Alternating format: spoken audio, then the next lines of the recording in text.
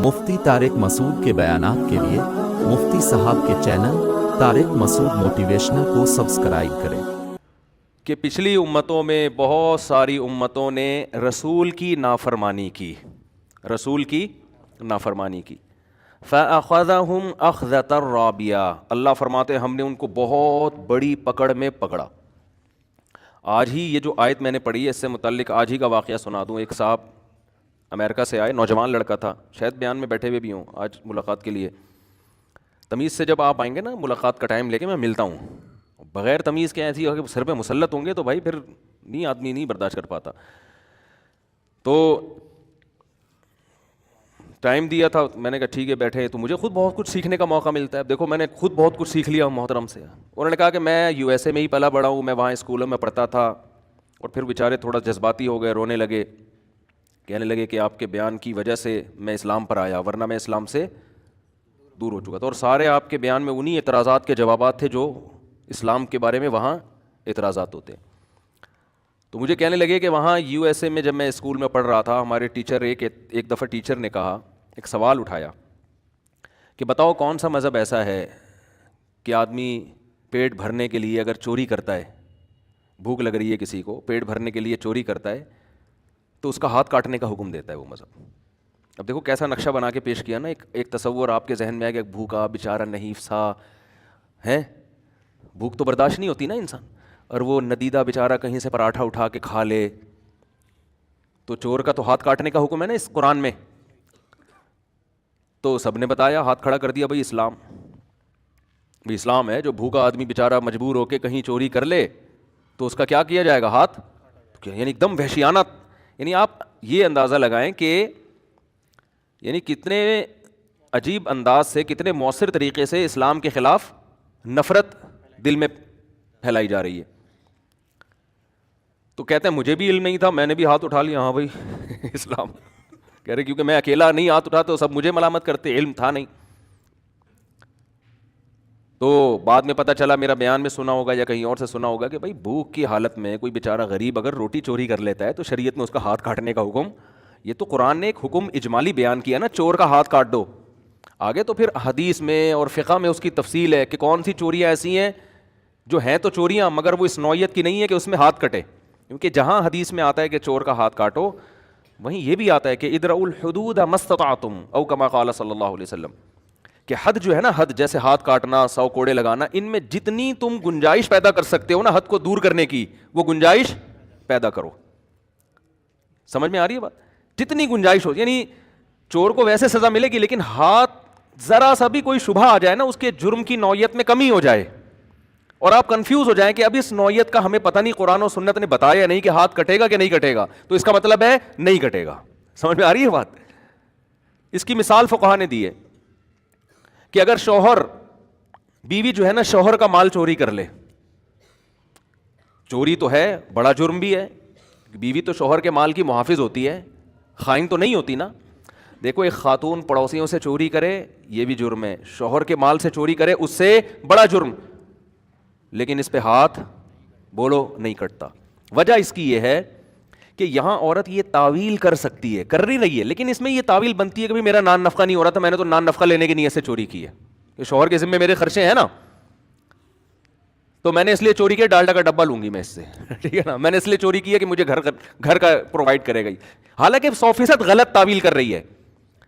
لیکن فقہا کا اتفاق ہے کہ اتنی معمولی سا بھی شبہ پیدا ہو گیا نا تو اب عورت کا ہاتھ نہیں کٹے گا، کیونکہ میاں بیوی کا مال ایک دوسرے کے لیے حلال عرف میں سمجھا جاتا ہے، اور آپس میں ان کا اتنا قریبی ریلیشن ہوتا ہے کہ حرص جو ہے نا، چپ یعنی حرص بھی نہیں ہے، حرص کا مطلب محفوظ مال کو چوری کرنا چوری کہلاتا ہے، تو مال محفوظ بھی نہیں ہوتا۔ اسی طرح شوہر اگر بیوی کا مال چوری کر لے، گناہ ہے بہت سخت، ہاتھ نہیں کٹے گا اس پہ، سمجھ رہے ہیں بات کو؟ اور بہت ساری فقہ میں اس کی مثالیں ہیں۔ قحط کے زمانے میں ہاتھ نہیں کٹتا، حضرت عمر کے دور میں قحط پڑا تھا نا، تو آپ نے چوروں کا سزا معطل کر دی تھی کہ بھائی اب قحط پڑا ہوا ہے، کوئی بھی کسی کا مال چھین کے پیٹ آگ بجھانے کے لیے کھا سکتا ہے وہ۔ لیکن آپ دیکھیں اسلام کو کتنا غلط طریقے سے ڈیفائن کیا گیا۔ اسی طرح انہوں نے اور بھی کچھ اعتراضات کیے، تو انہوں نے بتایا کہ پھر بیان سنتا تھا تو اس کے جوابات مجھے ملتے چلے گئے۔ وہ ان کا مشہور اعتراض جو حضرت عائشہ سے نکاح کے بارے میں کہ اتنی بڑی عمر میں اتنی کم عمر سے نکاح کیا، حالانکہ یہ تو رسول اللہ صلی اللہ علیہ وسلم کا کمال ہے کہ ایج کے اتنے ڈفرینس کے ساتھ بھی ایسی کامیاب اس دیواری زندگی گزار کے دکھائی ہے. اور امی عائشہ آپ سے بے پناہ محبت کرتی تھیں, اور اتنی غربت میں. کمال کی بات یہ ہے, آج اگر برابری کی شادی ہو اور بندہ غریب ہو جائے تو کامیاب شادی بھی کیا ہو جاتی ہے, ناکام. ادھر ایج کا اتنا فرق اور گھر میں فاقے چل رہے ہیں, اور نبی صلی اللہ علیہ وسلم امی زوجہ کو طلاق کا اختیار بھی دے رہے ہیں, اور طلاق اس معاشرے میں بری بھی نہیں سمجھی جاتی. ان کو پتہ ہے طلاق کے بعد درجنوں رشتے مل سکتے ہیں مجھے, اس کے باوجود وہ کہہ رہی ہیں کہ افیکا اشاورو, آپ کے بارے میں کون مشورہ کرے گا کہ طلاق لینے کے لیے نہیں, یعنی رہنا ہی آپ کے ساتھ, یہ دو رائے ہو نہیں سکتی.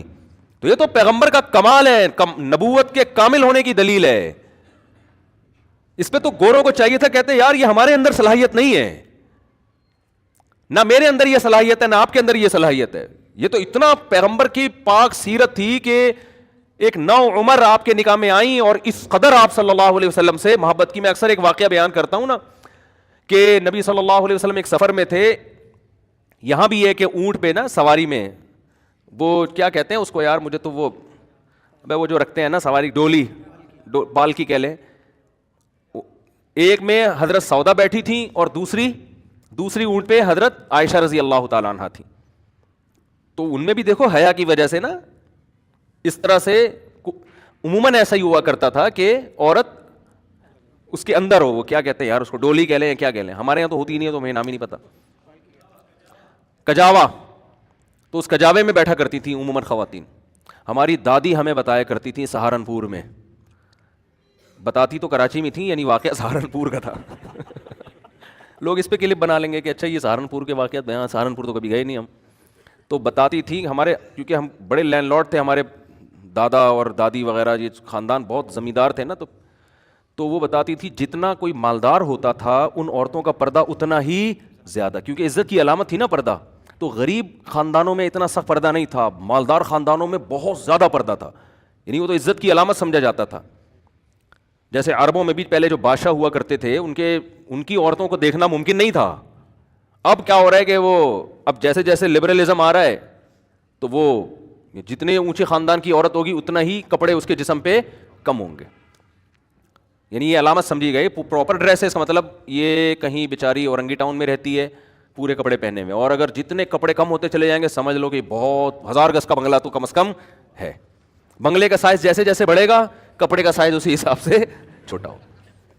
اور کمال کی بات یہ کہ ان اکثر مالدار خواتین کے لباس پہ پیسہ بہت لگتا ہے, لباس نہیں لگتا. کمال کی بات ہے یار, یہ لباس پہ پیسہ لگ رہا ہے مگر لباس پہ لباس نہیں لگ رہا. پتہ نہیں کس چیز پہ پیسہ لگ رہا ہے پھر. یعنی ان کے کپڑے بہت مہنگے ہوتے ہیں لیکن کپڑے نہیں ہوتے اس میں. تو یہ عجیب عجیب چیزیں مارکیٹ میں آ رہی ہیں. تو خیر کیا کہہ رہا تھا میں, دیکھو ہاں, تو ہماری دادی بتایا کرتی تھیں سہارنپور میں کہ ہم جب کہیں سفر پہ جایا کرتے تھے نا تو وہی ڈولی لائی جاتی تھی. ڈولی بہت پرانا واقعہ, میری دادی کی بہت عمر تھی ماشاءاللہ, اب تو انتقال ہو گیا, اللہ مغفرت فرمائے, بڑی لمبی عمر تھی. تو وہ بتاتی تھی کہ ڈولی کے اندر ہم لوگ بیٹھا کرتے تھے جا کے, پھر ملازم اس ڈولی کو اٹھاتے تھے. یعنی اس کا بھی اہتمام ہوتا تھا کہ عورت کے برقعے پہ بھی نظر نہ پڑے. اور وہ تو شاید آپ کہیں یہ تو بہت زیادہ مبالغہ ہو گیا, وہ کہتے ہیں ہم جب گھر سے نکلتے تھے نا تو دونوں طرف سے گھر پہ چادر لگائی جاتی تھی, یعنی گھر کے اس طرف بھی چادر اور اس طرف بھی چادر. یہ بڑی عورتوں کے یہ ٹھاٹ ہوا کرتے تھے کہ جی ہمارے برقعے پہ بھی نظر نہیں پڑے گی کسی کی. اور اس طرح کا پردہ بعض صحابیات سے بھی ثابت ہے جن کو المخدرات کہا جاتا ہے, اور نبی صلی اللہ علیہ وسلم نے ان پہ نکیر نہیں کی. حدیث میں آتا ہے نا عید کے دن نماز پڑھنے آئیں جو مخدرات ہیں وہ بھی آئیں, یعنی وہ عورتیں جن کے لباس بھی کسی کو نظر نہیں آتا تو ان کو بھی نبی نے ترغیب دی کہ عید کے دن نماز پڑھنے کے لیے آئیں. تو ایسا پردہ ہوا کرتا تھا. یہ دادی کا واقعہ کہاں سے آیا بھائی یار؟ ابھی سے میں کیا کروں گا ترقی یار. اصل میں میرا دماغ اتنا تیزی سے چلنا شروع ہو رہا ہوتا ہے نا کہ وہ پیچھے کی ساری چیزیں دائیں بائیں ہو رہی ہوتی ہیں.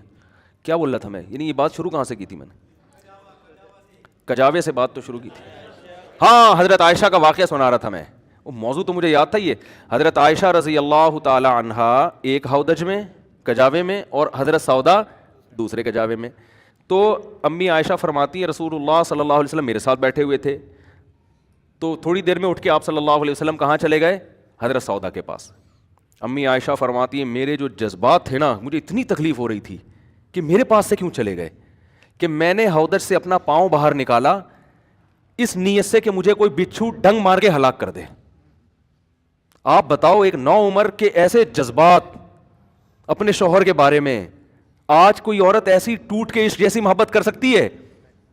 اور گورا کہہ رہا ہے کہ معاذ اللہ ظلم ہو گیا, چھوٹی سی بچی سے نکاح کر لیا, چھوٹی سی لڑکی سے نکاح کر لیا. او بھائی ان سے پوچھو, کہیں گی میرے لیے اس سے بڑی سعادت کی کوئی بات ہو نہیں سکتی. وہ اتنا عشق جیسی محبت کر رہی ہیں. تو جو چیز قابل تعریف تھی اسی کو کیا بنا کے پیش کرتے ہیں, عیب. تو وہ میں امریکہ والے کی مثال دے رہا تھا, وہ جو ابھی ملنے کے لیے آئے تھے, تو وہ کہہ رہے تھے کہ وہاں اسکولوں میں جو کچھ پڑھایا جا رہا ہے لڑکیوں کو, بچیوں بچپن سے ہی سیکس کی تعلیمات اور وہ سب جو بےہودگی, وہ تو ہے ہی, وہ تو ان کا کلچر ہے.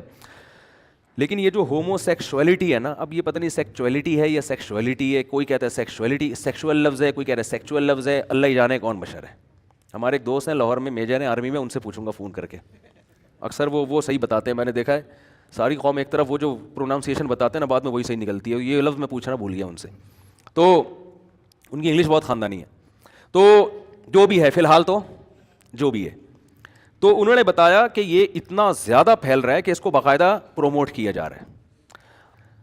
اور انہوں نے مجھے ایک بات کہی کہ یہ جو آپ بار بار شادی کی رٹ لگاتے ہو نا, یہ آپ لوگوں کی سمجھ میں نہیں آ رہا ہے, میں آپ لوگوں سے کہہ رہا ہوں, یہ ان لوگوں کی سمجھ میں آ رہا ہے جو باہر رہتے ہیں. کیونکہ ہمارا معاشرہ دیر سے شادی یا ایک زوجہ پر اکتفا کے نتیجے میں جو اس کا اینڈ ہونے والا ہے نا, جو میں 10 سال سے دیکھ رہا ہوں, بلکہ 15 سال ہو گئے ہیں مجھے اس پہ چیختے ہوئے, بلکہ نہیں 2003 میں نے یہ شروع کیا تھا 4 شادیوں کی ترغیب دینا لوگوں کو, مجھے یاد ہے. اور وہ اسی بیس پہ دیا تھا کہ ہم دیکھ رہے ہیں کہ ہمارا معاشرہ بالآخر جائے گا کہاں, ادھر ہی جائے گا. یہ تبلیغ سے مسئلہ حل ہونے والا نہیں ہے, یہ تہجد سے, رمضان کے روزوں سے, حج سے مسئلہ حل ہونے والا نہیں ہے.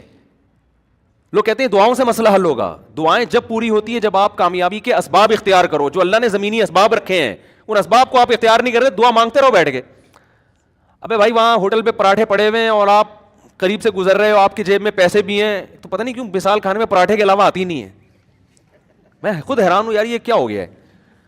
تو اب میں نے پراٹھے کا حل یہ کیا ہے کہ پراٹھے تو چھوڑنے نہیں ہیں, اور وہ بھی ہوٹل کے پراٹھے, گھر کے لال آٹے کے مزے کے نہیں لگتے, وہ ہوٹل کے سفید ہی. تو پھر میں نے کہا کہ ایک کام کرو, دیسی گھی کا ڈبہ پہنچا دیا اس کے پاس کہ تم اسے ڈبل پیسے لے لے, گھی کا ان کا ناقص ہوتا ہے نا, تو پتہ نہیں گریس میں پکا رہے ہیں کسی میں پکا رہے ہیں, گھی ہمارا ہی ہوگا, اتنا تو کر لیا ہے. تو اب آپ بتاؤ, آپ کو نظر آئے پراٹھے, آپ دعا مانگ رہے ہو اللہ کھلا دے, اللہ کھلائے گا؟ وہ اللہ کہے گا خرید کے کھا لے بھائی تو اسباب تو اختیار کر کے پھر دعائیں مانگو گے تو قبول ہوں گی نا. ہم یہ پراٹھے کھا کے دعا مانگتے ہیں اللہ اس کے سائڈ افیکٹ سے تو ہمیں بچا کے رکھنا, صحیح ہے نا. تو وہ مجھے اور بھی بہت سے لوگ بتاتے ہیں یہ بات, صرف وہ اکیلے کی بات نہیں ہے, اور بھی بہت سے لوگ بتاتے ہیں. میں تو 17 سال سے چیخ رہا ہوں اس پہ کہ ہمارا فیوچر بالآخر وہی ہونے والا ہے جو ان کا ہے. ٹھیک ہے 100% وہ نہیں ہوگا, 50% بھی ہو جائے تو کیا کم ہے. مذہب کی وجہ سے اتنا ہم آگے شاید نہ جائیں, تھوڑا سا بریکیں لگی ہوئی ہوں ہماری کہ ہم پیدائشی مسلمان ہیں, لیکن برباد بہرحال ہونا ہے. تو بھائی اپنے اولادوں کو آپ دین کی طرف لے کر آؤ, ورنہ آپ کی اولاد کا نہیں ہوا تو اولادوں کی اولادوں کا, ورنہ اگلی نسل گئی تباہ ہو جائے گی بالکل, اور ہونا شروع ہو گئی ہے. اور آپ کو میں عرض کروں آپ سے کہ اللہ کی قسم مذہب میں اللہ نے اتنا سکون رکھا ہے. ہم تو کبھی آپس میں بیٹھ کے بات چیت کرتے ہیں, ہم کہتے ہیں یار ہم جیسے نالائقوں کو اللہ نے, اتنے نالائق لوگ ہیں ہم, پھر بھی ہمیں سکون کی زندگی دے دی. یہ تو صرف اسلام کی برکت ہے. اگر ہماری زندگی میں یہ تو ٹوٹا پھوٹا مصنوعی سا اسلام, ہم اس کو حقیقی اسلام بھی نہیں کہہ سکتے, ہم کتنے پانی میں تو ہمیں پتہ ہے, یہ نہ ہوتا ہم تو حیران ہوتے ہیں لوگوں کو دیکھ کے, یار یہ گھروں میں کیسے زندگی گزار رہے ہیں. تو ایک وحشیانہ زندگی ہے, درندگی والی زندگی ہے, ایک حیوانوں والی زندگی ہے. جب آخرت ہی نہیں ہے سامنے آپ کے, آپ کو مرنے کے بعد حیات کا یقین ہی نہیں ہے, جنت جہنم کا یقین نہیں ہے, اللہ سے ہونے کا غیر اللہ سے نہ ہونے کا یقین ہی نہیں ہے, تو آپ کی زندگی تو تباہ برباد ہو گئی. میں وہ تبلیغی جماعت والوں کی مثال لازمی دیتا ہوں. دیکھو اللہ سے ہونے کا یقین کی انہوں نے بڑی خاندانی مثال دی. پچھلے ہفتے ایک تبلیغی جماعت کے ایک سعودی عرب کے عالم آئے ہوئے تھے, مکہ کے عالم تھے. سعودی عرب میں تو تبلیغ پر پابندی لگی, لیکن سعودیہ میں مکہ مدینہ کے بہت سارے عرب وہیں کے پیدائشی وہ تبلیغ میں لگے ہوئے, اور کام کو انہوں نے الحمدللہ اٹھایا ہوا ہے. تو انہوں نے بڑی پیاری مثال دی. انہوں نے کہا دیکھو ہم تو مثال دیتے ہیں نا کہ آگ میں ابراہیم علیہ السلام کو ڈالا گیا مگر آگ نے نہیں جلایا, کیونکہ آگ جلانے میں کس کی محتاج ہے؟ اللہ کے حکم کی. اللہ چاہے گا تو جلے گا, نہیں تو کوئی بھی نہیں جلے گا. انہوں نے ایک اور پیاری مثال دی. انہوں نے کہا دیکھو موسیٰ علیہ السلام دوسرے کنٹری میں, آپ کسی کنٹری میں اجنبی ہو, روزگار نہیں ہے آپ کے پاس, اور آپ کہیں رشتہ لینے کے لیے پہنچ جاتے ہو, کوئی دے گا آپ کو؟ نیشنلٹی بھی نہیں ہے اس کنٹری کی. پھر آپ موسٹ وانٹیڈ بھی ہو, آپ بتاؤ بھائی, یعنی لڑکا آیا آپ سے پوچھنے کے لیے آپ کی بیٹی سے رشتے کا پیغام لے کر, آپ نے کہا کرتے کیا ہو؟ اس نے کہا فی الحال تو کچھ بھی نہیں کرتا, جاب تلاش کر رہا ہوں میں. آپ دو گے ایسے آدمی کو اپنی بیٹی؟ بولو نا. اچھا یہ بتاؤ یہاں کیسے آنا ہوا ہے بھائی؟ جیسے کے پی کے میں کوئی چلا گیا, کے پی کے والا, یا کراچی میں کوئی آیا کے پی کے سے, آپ پوچھ رہے ہو بھائی کراچی میں کیسے آنا ہوا؟ کہہ رہے وہ کے پی کے میں بندہ مار دیا تھا میں نے, غلطی سے مارا ہے, تو میں یہاں فرار ہو کر آیا ہوں. اب آپ دو گے؟ اب آپ دو گے؟ اس پہ مجھے ایک چٹکلا یاد آ رہا ہے لیکن وہ ادھر ادھر بیان چلا جائے گا.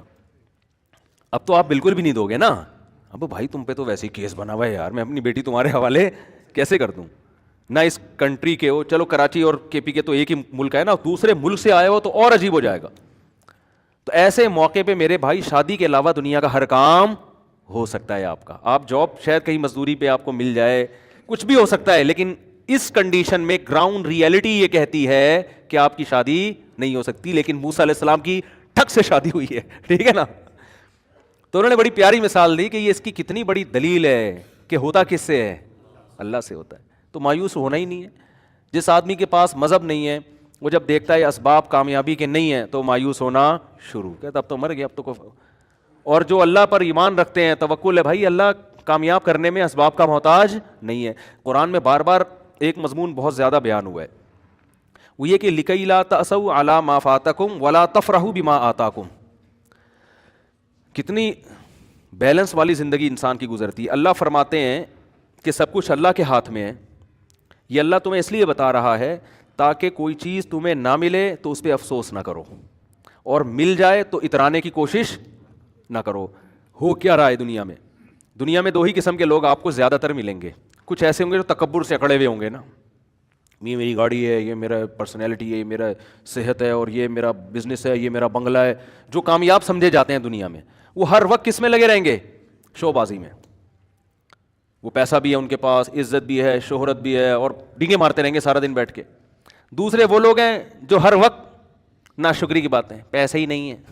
ٹھیک ہے, وہ واقعہ تھا نا ہمارے حضرت نے کسی مولوی صاحب سے پوچھا کہ اتنا عرصہ ہو گیا شادی کیوں نہیں کی؟ کہ پیسے ہی نہیں ہے. حضرت ان کی نقل اتار کے بتائیے, ایسے غمزدہ ہو کے انہوں نے کہا نا پیسے ہی نہیں ہے. تو وہ ہر بات پہ کیا کہے گا؟ پیسے ہی نہیں ہے, مہنگائی بڑھ رہی ہے, کیا کریں یار. تو وہ روتا. دو ہی طرح کے لوگ ملیں گے, اعتدال والے آپ کو مارکیٹ میں کم ملیں گے. یا تو خوشی میں اترا رہا ہوگا, دوسروں کو نیچا سمجھ رہا ہوگا, یا غم میں ڈپریشن میں جا رہا ہوگا. تو قرآن کیا کہتا ہے کہ سب کچھ کس کے ہاتھ میں ہے؟ اللہ کے ہاتھ. اور اللہ یہ تمہیں اس لیے بتا رہا ہے تاکہ جب خوشی ملے تو اتراؤ نہیں. اللہ 2 منٹ لگائے گا چھیننے میں اگر اللہ چاہے گا.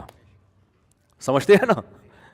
تو زیادہ چوڑے ہو کے روڈ پہ گھومنے کی ضرورت نہیں ہے. یہ میری گاڑی, یہ میرا بنگلہ, اور یہ میرا بزنس, اور 4 شادیاں. ایک مثال دے رہا ہوں, اب یہ بھی تھوڑا سا کلچر آنے لگا ہے معاشرے میں.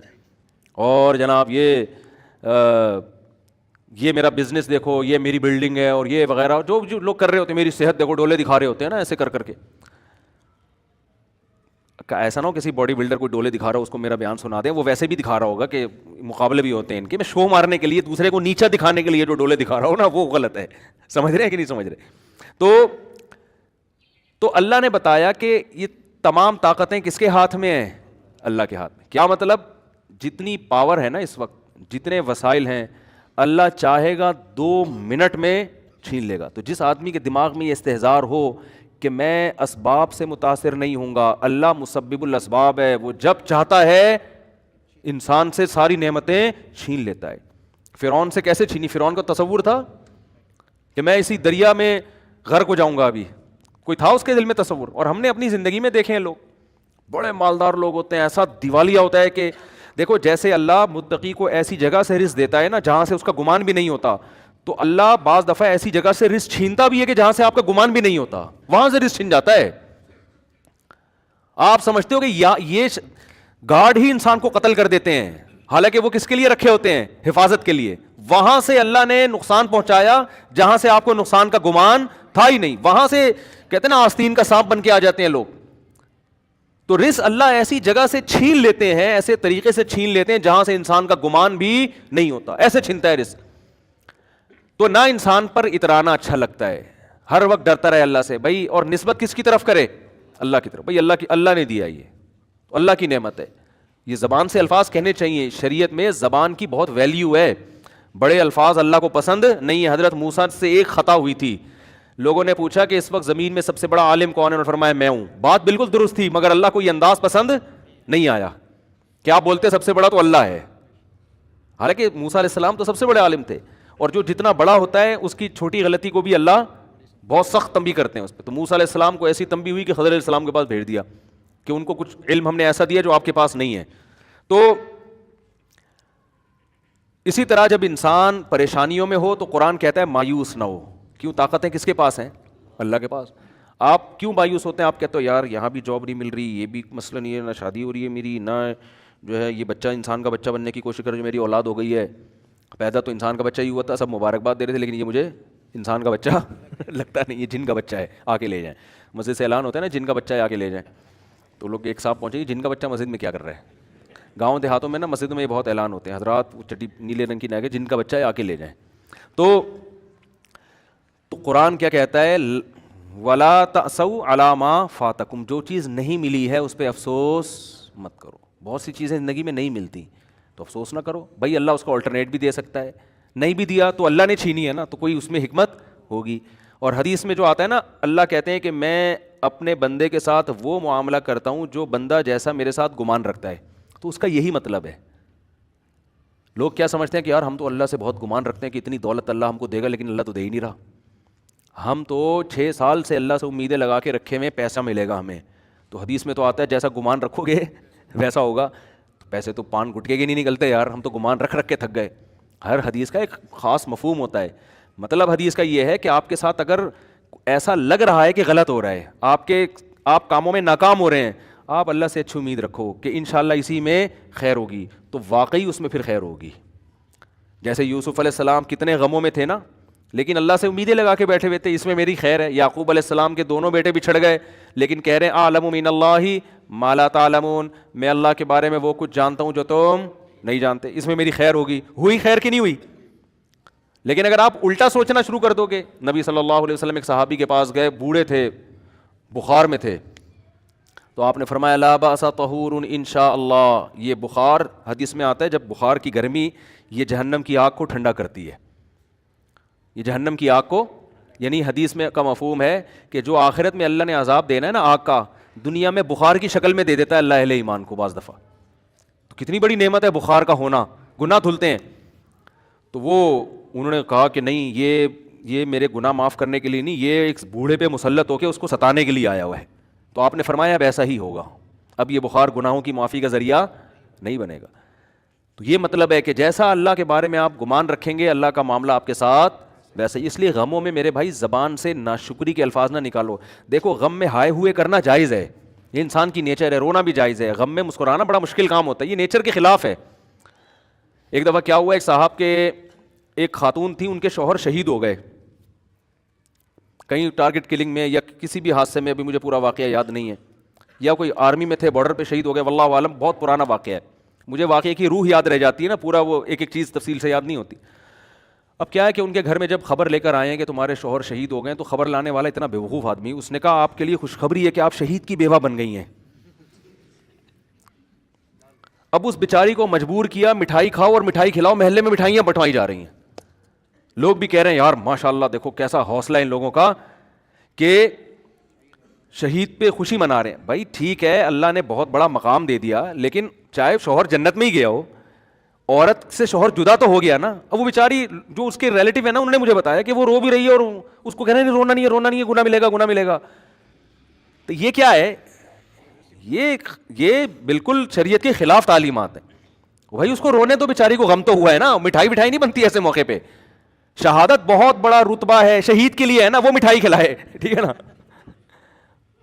تو اس کو تو کھلا نہیں سکتے, قبر میں جا کے لڈو کھلائیں اس کو, اس کے لیے تو ہے.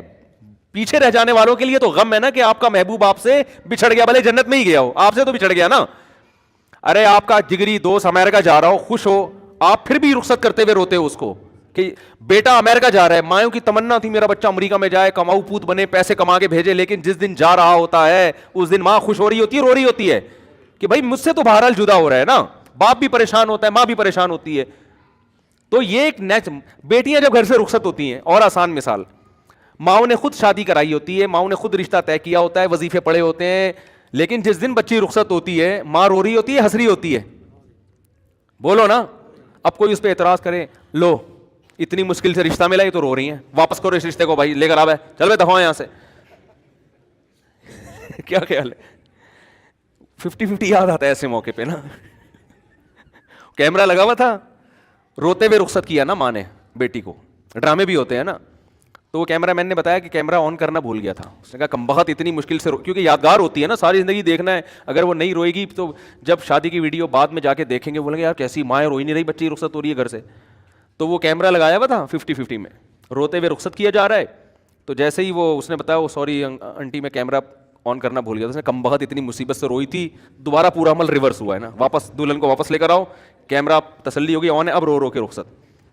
یہ بھی ہوتا ہے, میتوں میں رو رہے ہوتے ہیں لوگ تکلف میں. خیر, لیکن حقیقت میں بھی ماں باپ اس دن, باپ بھی اکثر روتے ہیں, ماں بھی رو رہی ہوتی ہے, بیٹی گھر سے رخصت ہو رہی ہے. حالانکہ باپ نے بڑی دعائیں مانگی ہوتی ہیں اچھا رشتہ مل جائے, ماں نے بڑی دعائیں مانگی ہوتی ہیں, تلاش کی ہوتے ہیں, لیکن پھر بھی رو رہے ہوتے ہیں. تو ان کے رونے کو دیکھ کے کوئی یہ نہیں کہتا چپ.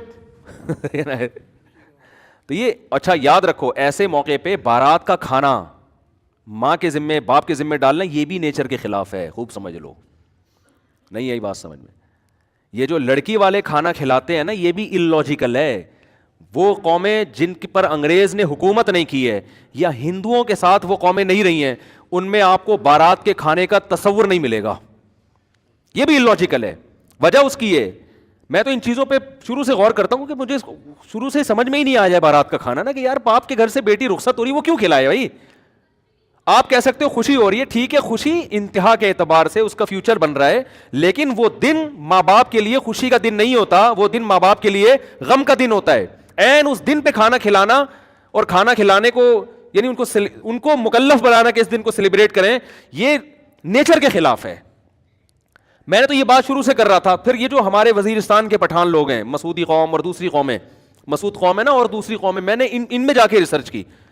میرے شاگرد بھی ہیں بہت سے وزیرستان کے. میں نے کہا یار تمہارے یہاں بارات کا کھانا, میں نے ان کو اپنا فلسفہ نہیں بتایا کہ میری رائے یہ کہ یار یہ نیچر کے خلاف لگتا ہے مجھے یہ کام, میں نے اپنا نہیں بتایا تاکہ ایسا نہ ہو کہ وہ جو آگے بیان دیں اس میں مجھے خوش کرنے کے لیے کوئی غلط بیانی سے کام لیں. تو میرے شاگرد ہیں وزیرستان کے, انہوں نے بتایا کہ مجھے کہا کہ ہمارے ہاں جب بہن بیٹی رخصت ہوتی ہے تو وہ غم کا دن ہوتا ہے, وہ خوشی کا دن. لڑکا تو کھلاتا ہے کٹے ذبح کر کے, ٹھیک ہے نا, بے شک وہ شادی والے دن ہی کھلائے, تو یہ لڑکا دعوتیں کر رہا ہوتا ہے, لڑکی کا باپ دعوت نہیں کرتا. میں نے کہا دیکھو, کیونکہ انگریزوں نے حکومت نہیں کی نا وزیرستان میں, انگریز آیا تھا طبیعت سے پٹ کے گیا تھا. پتہ ہے آپ کو یہ بات؟ آپ کو پتہ ہی کچھ نہیں یار, دنیا میں ہو کیا رہا ہے. گورے نے جب 100 سال ہندوستان پہ حکومت کی ہے تو یہ وزیرستان کے علاقوں میں وہ حکومت نہیں. میں نے ایک کتاب پڑھی, ایک اس زمانے میں گورے کی آرمی میں ایک لیفٹیننٹ تھا, اس نے اپنی کارگزاری بیان کی ہے کہ بہت پرانی, وہ تو بیچارہ دنیا سے چلا گیا ہوگا. تو اس نے کارگزاری بیان کی کہ ہندوستان سے جب ہم آتے تھے نا ادھر کے پی کے سے ہوتے ہوئے ادھر وزیرستان کی طرف آتے تھے تو کتنے پاپڑ یعنی ہمیں بیلنے پڑتے تھے. اس نے بتایا کہ ایسی قوم تھی کہ انگریز جہازوں کی بمباری کر کے ان کے گھر گرا رہے ہوتے تھے, پھر بھی تسلیم نہیں ہوتی تھی. یہ پہاڑوں پہ عورتیں بچے اپنے گھروں کو تباہ ہوتے ہوئے دیکھتے تھے مگر ہتھیار نہیں ڈالتے تھے. یہ اس کے الفاظ ہیں لیفٹیننٹ کے, جو میں نے خود پڑھے ہیں, کہ اتنے بہادر لوگ تھے کہ جہازوں کی بمباری ہو رہی ہے, برٹش طیارے آ رہے ہیں, گھروں کو تباہ کر رہے, کہہ رہے ہیں اپنے گھر کے تباہ ہونے کا تماشا دیکھتے تھے, پہاڑوں پہ عورتیں اور بچوں کو لے جاتے تھے بمباری سے بچنے کے لیے, لیکن یہ ہتھیار ڈال کے تسلیم نہیں ہوتے تھے. تو کیا مسئلہ ہے کہ یہ قوم برٹش کے اور انگریزوں کے ماتحت نہیں رہی, لہذا ان میں ابھی بھی جو کلچر ہے نا وہ اسلام کے زیادہ قریب ہے. آپ کو یہ جہیز کی لعنتیں, بارات وارات کے کھانے, یہ آپ کو ان لوگوں میں ملیں گے جو ہندوؤں کے ساتھ رہیں یا گوروں نے حکومت کر کے کلچر کی ایسی کی تیسی کر دی, ان کی نا کلچر کی واٹ لگا دی. تو آپ کو ان علاقوں میں ابھی بھی نہیں ملے گا. تو وہاں وہ نہیں, نہ جہیز ہے وہاں پہ, اور نہ وہاں آپ کو یہ ملے گا کہ بارات کے کھانے ملیں گے. اگر شادی کے موقع پہ کھانا ہو بھی رہا ہوتا ہے تو وہ لڑکا کر رہا ہوتا ہے. ابھی بھی وہاں لڑکے کا خرچہ نکاح پہ زیادہ ہوتا ہے, لڑکی والوں کا نہیں ہوتا. اور ہمارے یہاں کیا ہوتا ہے, لڑکا صرف 25,000 ٹوٹل بہت بڑا مہر آج کل جو مارکیٹ میں چل رہا ہے وہ کیا چل رہا ہے؟ 25,000 مہر. میں تو نکاح پڑھاتا رہتا ہوں نا صبح شام. 25,000 مہر اس کے ہوگا جس کی 25 لاکھ تنخواہ ہوگی. سکہ رائج الوقت بھی لکھا ہوا ہوتا ہے آگے سے, کہیں ایسا نہ ہو روپے سے کوئی اور ملک کی کرنسی مراد لے لیجیے. سکہ وہ والے 25,000 جو مارکیٹ میں چل رہے ہیں جس سے 6 درجن انڈے آ سکتے ہیں یا تھوڑا زیادہ کر لیں آپ. اور لڑکی والوں کا بیڑا غرق ہو رہا ہے کہ نہیں, وہ شادی دفتر کی فیس بھی ان کی الگ اور پھر جہیز بھی الگ, اور جو بھی اب تو لڑکیاں جاب کر کر کے بھی میاؤں کو کھلا رہی ہیں. تو خیر, تو یہ بھی جو بارات کا کھانا ہے نا, اس کو بھی حوصلہ شکنی کریں, اس کی کوئی تک نہیں بنتا. باپ اس دن غمزدہ ہوتا ہے, بیٹی گھر سے رخصت ہو کے جا رہی ہوتی ہے, ہاں باپ خوش ہو رہا ہے کہ چلو جان چھوٹ رہی ہے, وہ ایک الگ بات ہے, لیکن وہ بچی کے مستقبل کے لیے رخصت تو کر رہا ہوتا ہے, لیکن ان کے گھر سے ایک ان کے جگر کا ٹکڑا رخصت ہو رہا, وہ خوش نہیں ہوتے اس دن. تو اس لیے وہ ولیمہ میں اگلے دن جا کے کھائیں اسی کے گھر جا کے, یہاں نہ یہاں کچھ نہیں کرو, یہاں بس نکاح ہوا اپنی امانت ہے بھائی, جیسے وہاں وزیرستان وغیرہ میں ایسا ہی ہوتا ہے, نکاح ہو گیا تمہاری امانت ہے بھائی, لاؤ ماں کو لے کر آؤ, بہن کو لے کر آؤ, رخصت کر کے گھر لے جاؤ. فائرنگ بھی تم ہی کرو گے, پٹاخے بھی تم ہی پھوڑو گے, ٹھیک ہے نا, فائرنگ بھی کرو, پٹاخے بھی پھوڑو, جو بھی کرنا ہے. اگلے دن ولیمہ بھی تمہارے گھر ہوگا, آ رہے ہم لوگ بھی وہیں پہنچ جائیں گے, آپ کے مہمان ہیں ہم آ جائیں گے کھانے کے لیے. تو یہ بالکل ہی الٹی کہانی چل رہی ہے, کچھ کھوپڑی میں آنے والی نہیں ہے. خیر, تو جو میں عرض کر رہا تھا کہ اللہ نے قرآن میں کیا فرمایا کہ پچھلی امتوں نے نافرمانی کس کی رسول کی, جس کی وجہ سے اللہ نے ان امتوں کو تباہ کر دیا. تو میں یہ عرض کر رہا تھا کہ رسول کی نافرمانی کا مطلب کیا ہے. اگر آپ مذہب کو نہیں مانتے تو آپ فیصلہ کس سے کرو گے؟ عقل سے. تو آپ کا حشر وہ ہوگا جو اس معاشرے کا ہو چکا ہے کہ یہ جو محرم رشتے ہیں ان کا بھی آپس میں ریلیشن, اور آپ عقل کی روشنی میں اس کو ناجائز نہیں کر سکتے. تو جو بڑے بڑے دنیا میں جرائم ہوں گے, تو اللہ کی نظر میں رسول کی ویلیو بہت زیادہ ہے. ہمارے پڑھے لکھے لوگوں کی نظر میں رسول کی ویلیو زیادہ نہیں ہے. ملکی قوانین کی ہے, یونائٹڈ نیشن کی ہے, اور آپ کے کلچر کی ہے, لیکن اللہ اور اس کے رسول کو اپنی اپنی ڈکشنری سے نکال دیا. تو دیکھو بالآخر آپ نے آنا اسلام ہی کی طرف ہے. اسلام کے علاوہ کسی کے پاس اللہ کی قسم نہ دنیا میں نجات کا راستہ ہے اور نہ آخرت. رہا مسئلہ جو اسلام پہ اعتراضات کیے جاتے ہیں نا, آپ کسی عقل مند سے پوچھو, وہ بتائے گا یہ اسلام کا اعتراض نہیں, اسلام کا حسن ہے جس کو آپ کو اعتراض بنا کے بتایا جا رہا ہے. کتنے الٹے الٹے اعتراض. میں نے بتایا تھا نا کہ حضرت ابو ذر غفاری رضی اللہ تعالیٰ عنہ نے نبی صلی اللہ علیہ وسلم سے پوچھا کہ کیا مومن جنت میں جائے گا؟ آپ نے فرمایا ہاں مومن جنت میں جائے گا. انہوں نے فرمایا وَإِن زَنَا وَإِن سَرَقَ, یا رسول اللہ اگر وہ زنا کرتا ہے, چوری کرتا ہے, پھر بھی جائے گا؟ آپ نے فرمایا پھر بھی جائے گا. اس بات پہ بھی بہت سے لوگ اعتراض کرتے ہیں کہ دیکھو اسلام زنا اور چوری کو پروموٹ کر رہا ہے. تھوڑی سی تحقیق آپ کر لو نا کہ جن صحابی نے یہ سوال پوچھا اور نبی نے 3 دفعہ فرمایا کہ زنا چوری کرے پھر بھی جنت میں جائے گا, ان صحابی نے یہ سن کے زندگی میں ایک دفعہ بھی زنا نہیں کیا, نہ ایک دفعہ بھی چوری کی. بلکہ حضرت ابو ذر غفاری ایسے صوفی صحابی تھے, اتنا خواہشات نفسانیہ سے بچا کرتے تھے کہ حلال خواہش بھی آپ نے چھوڑ دی تھی. آپ کا یہ نظریہ تھا کہ پیسہ حلال رکھنا بھی جائز نہیں ہے, آپ کی یہ سوچ تھی. تو جو تقوی کے اس معیار پہ پہنچا ہوا صحابی ہے, حالانکہ اس حدیث کو سننے کے بعد تو آپ کو یہ سوچنا چاہیے تھا ہر چیز حلال ہو گئی نا. تقوی کے ایسے معیار پر تھے کہ آپ سمجھتے تھے کپڑے بھی پھٹے پرانے پہننے پڑیں گے آپ کو, یہ دنیا مسافر خانہ ہے, آپ کو حلال میں بھی قناعت کرنی پڑے گی. حضرت عمر رضی اللہ تعالیٰ عنہ نے آپ کی سوچ کی وجہ سے آپ کو مدینہ سے باہر نکال دیا تھا کہ آپ مدینہ میں نہیں رہ سکتے, کیونکہ سب لوگوں پر اعتراض کرتے تھے وہ کہ بھئی آپ نے اتنا اچھا لباس کیوں پہنا ہوا ہے, آپ نبی کا تو ایسا لباس نہیں تھا. یعنی تقوی کے ایسے معیار پر. تو آپ سمجھ سکتے ہیں کہ جس صحابی کو یہ بات بتائی جا رہی ہے وہ اس کا مفہوم کچھ اور لے رہے ہیں اور آپ اس کا مفہوم کچھ اور لے رہے ہیں. اگر اسلام اس طرح کی حدیثوں کے ذریعے چوری کو پروموٹ کرنا چاہتا تو ابو ذر غفاری رضی اللہ تعالیٰ عنہ معاذ اللہ وہ تو چوری کی طرف مائل ہوتے, وہ تو حلال کی طرف بھی مائل نہیں ہے. اس سے پتہ چلتا ہے کہ اس حدیث کا وہ مفہوم نہیں ہے جو آپ توڑ موڑ کے پیش کر رہے ہو. اس کا وہی مفہوم ہے جو پوری امت مراد لیتی ہے کہ ایمان کی برکت سے سزا کھانے کے بعد بالآخر جنت میں چلا جائے گا, چوری کی سزا ملے گی. اسلام تو چوری کے اتنا خلاف ہے, اسلام کہہ رہا ہے ہاتھ کاٹ دو, جبکہ آپ کیا کہہ رہے ہیں 2-4 تھپڑ لگا کے اس کو رخصت کر دو. تو جتنے اسلام پہ اعتراض کیے جا رہے ہیں, آپ سرسری غور سے اگر آپ دیکھو تو آپ کو پتہ چلے گا کہ یہ اسلام کا حسن ہے, یہ اعتراضات اسلام کے خلاف نہیں ہے. تو میں سورہ الحق کی آیات کمپلیٹ کر دوں. فرمایا فَعَصَوْا رَسُولَ رَبِّهِمْ فَأَخَذَهُمْ أَخْذَةً رَّابِيَةً إِنَّا لَمَّا طَغَى الْمَاءُ حَمَلْنَاكُمْ فِي الْجَارِيَةِ لِنَجْعَلَهَا لَكُمْ تَذْكِرَةً وَتَعِيَهَا أُذُنٌ وَاعِيَةٌ. پچھلی امتوں کی اللہ نے تباہی کا ذکر کیا نا، تو نوح علیہ السلام کا واقعہ بھی اللہ نے مختصر بیان کیا. فرمایا اس وقت کو بھی یاد کرو جب پانی نے سرکشی کی تھی اور ہم نے تمہیں کشتی میں سوار کر دیا.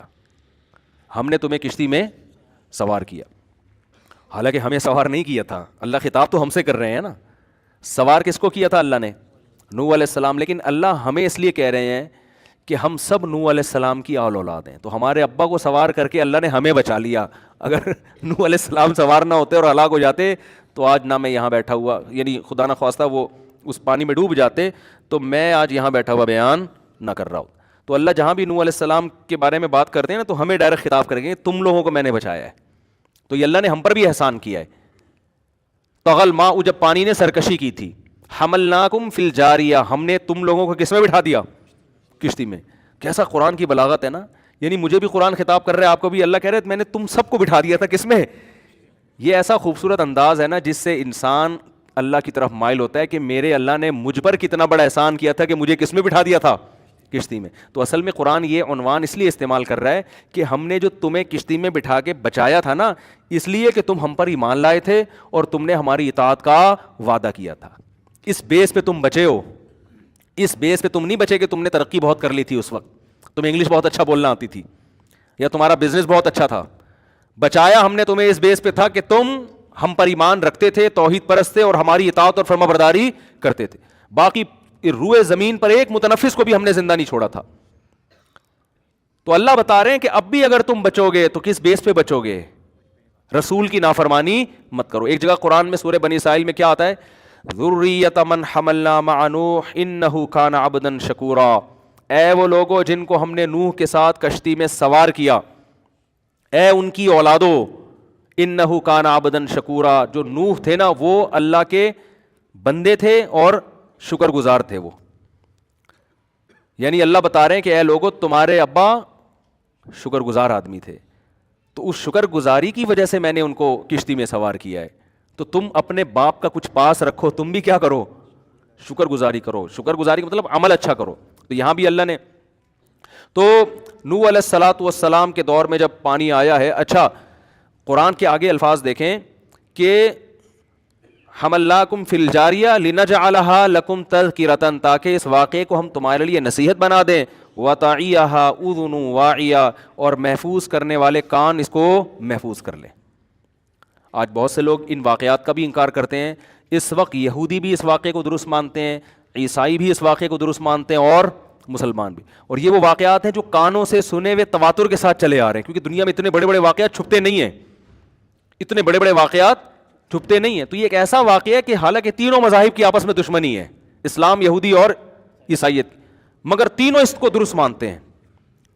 اور صرف کتابوں کی حد تک نہیں، صدیوں سے یہ واقعہ، جیسے آج کوئی کہنا ورلڈ ٹریڈ سینٹر کوئی واقعہ ہوا ہی نہیں تھا، تو لوگ کہیں گے یار ہم تو سب سے ایک دوسرے سے سنتے چلے آ رہے ہیں. اس کو کہہ رہے ہیں خبر متواتر.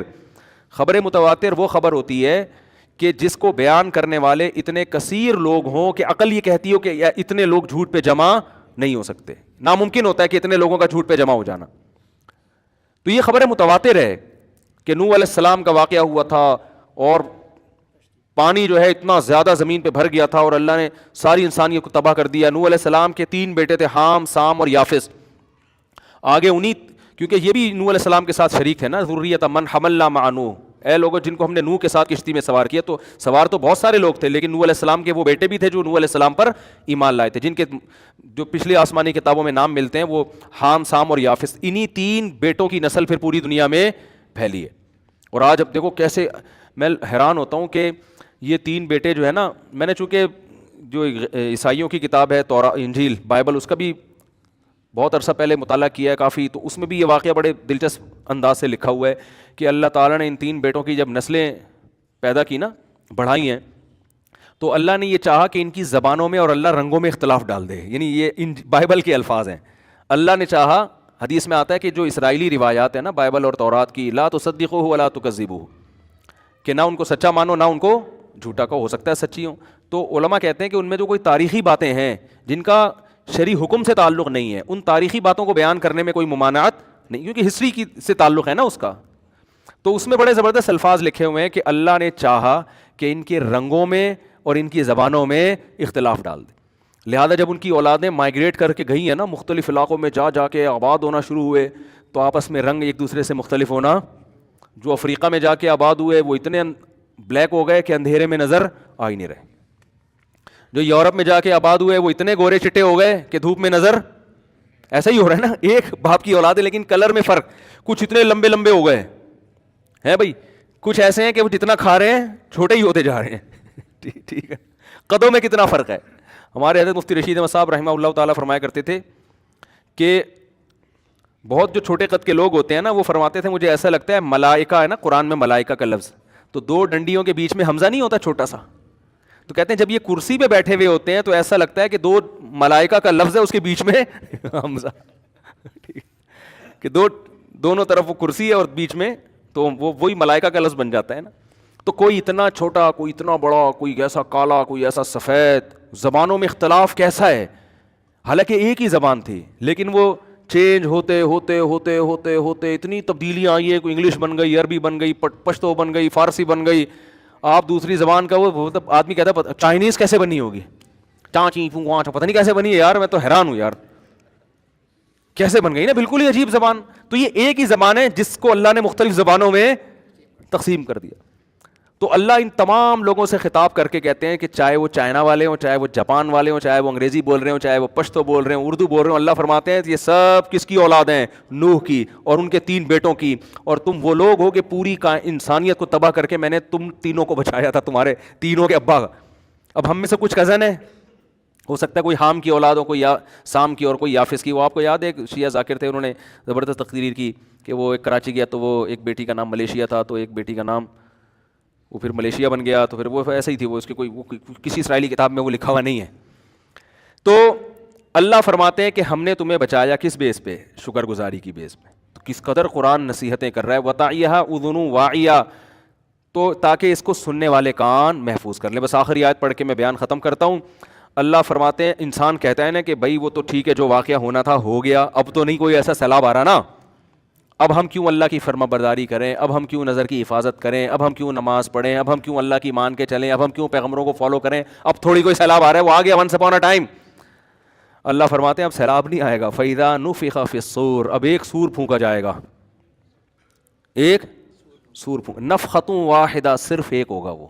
اب ایسے نہیں آئے گا کہ یہاں سے سیلاب، وہاں سے طوفان، یہاں سے. حجت اللہ کی بندوں پہ تمام ہو چکی ہے. فَإِذَا نُفِخَ فِي الصُّورِ نَفْخَةٌ وَاحِدَةٌ، فرمایا کہ بس اب اس وقت کا انتظار کرو، سور میں ایک زوردار پھونک پھونکی جائے گی.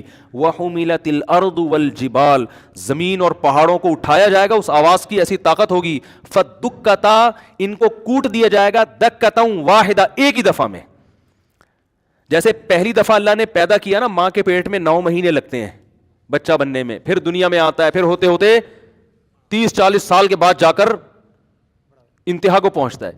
تو قرآن کہتا ہے کہ جب میں دوبارہ پیدا کروں گا تو اتنا لمبا پروسیس نہیں ہوگا، بلکہ فَإِذَا هُمْ قِيَامٌ يَنظُرُونَ، ایک دوسرا سور پھونکا جائے گا. اچانک یہ سارے کے سارے ان کے ذرات جہاں جہاں دنیا میں گئے ہیں یہ جڑ کے انسان بن کے ہمارے سامنے کھڑے ہوئے ہوں گے. چند سیکنڈوں کے اندر یہ کام ہوگا.